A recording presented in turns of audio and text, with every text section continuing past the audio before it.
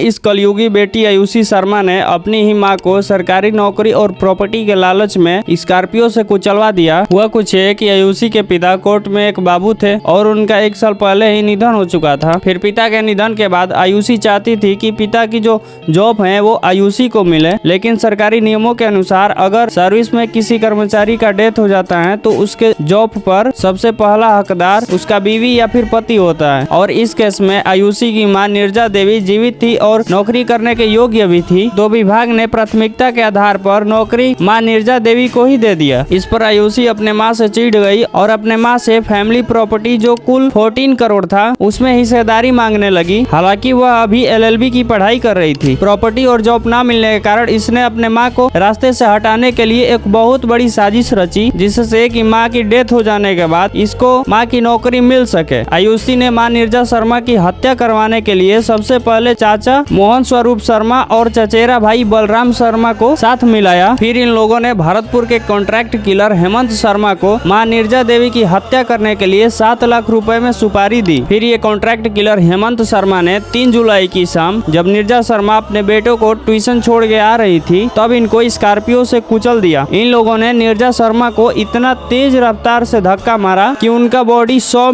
दूर तक जाकर गिरा। इस मामले में आयुषी के साथ 7 लोगों को गिरफ्तार किया गया है, जिसमें मुख्य आरोपी आयुषी के साथ चाचा मोहन स्वरूप शर्मा और चचेरा भाई बलराम शर्मा भी शामिल हैं। कलयुग आ गया है जहां पर खुद के बेटे और बेटियां अपने ही माँ बाप को मार देते हैं। सोशल मीडिया खोलते ही अपनी ही पति को कभी ड्रम में तो कभी फर्श के नीचे तो कभी सिलेंडर में पैक कर देती है। कलयुग एकदम चरम सीमा पे है जहाँ पर रिश्तों का कोई मोल नहीं रह गया है।